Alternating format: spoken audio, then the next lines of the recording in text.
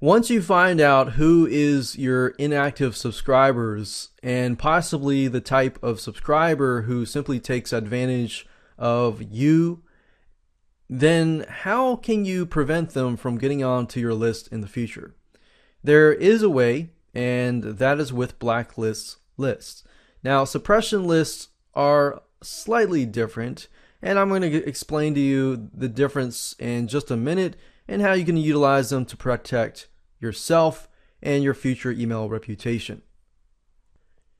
So aweber.com, if you go up to the subscribers and manage subscribers, you will see this page. Now, you won't see the suppress and block subscribers until you go all the way down to the bottom of the page.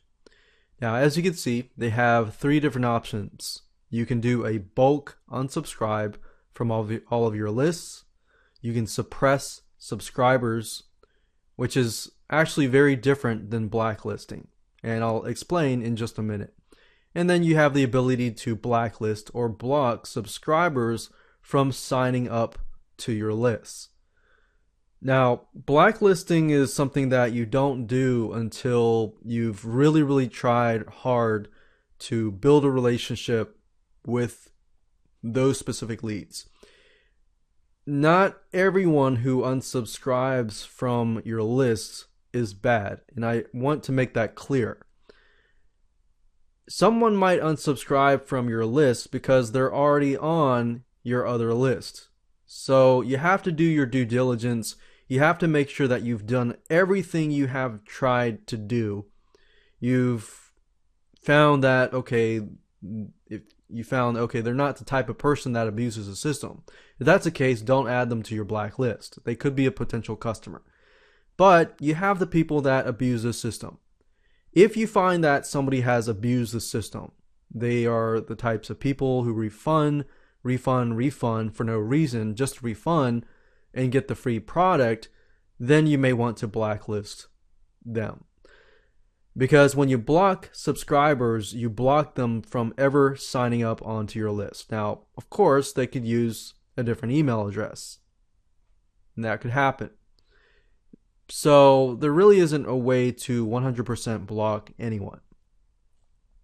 But these tools are provided just in case you decide to go down the route. So you can do a bulk unsubscribe tool.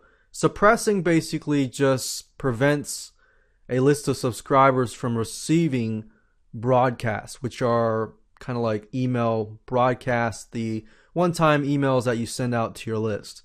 Say, for example, that you have a list of 100 people that don't really want your broadcasts, but they like to stay on your list because they want to have the autoresponder messages come to them and things like that. There are many different ways that you can think of. If you create a list of suppressed subscribers, that will basically prevent them from receiving unwanted messages. So having a list of suppression subscribers is not necessarily the same as a blacklist. Blacklist prevents anybody from using that specific email address from getting on to any of your lists. So that's the drastic difference between the two. Using it is very easy. All you have to do is simply click on suppress or bulk unsubscribe tool. And you can enter a list of addresses you want unsubscribed. You can remove from all of lists. You can block these lists or add them to your block list. But like I said earlier, make sure you do your due diligence before that point in time. Same goes with getresponse.com.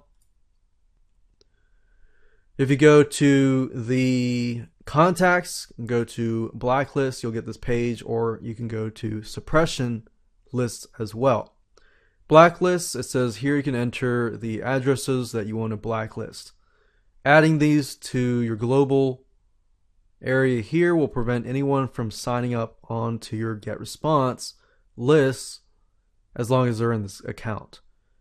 On the other hand, we have suppression lists, which are basically lists to prevent certain people to receive your broadcasts and your emails. And you can specify that when you actually launch a broadcast. So let's say, for example, that I want to email my lists, all of my lists except for the people on the suppression list.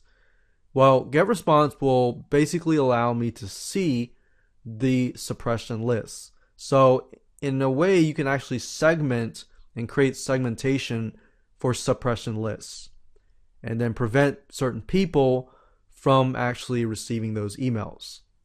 So for example, let's say somebody signs up on your email list and you don't want to email them right away because they're receiving the autoresponders. You're just warming up to them. You're building that relationship with them and you don't want to annoy the crap out of them.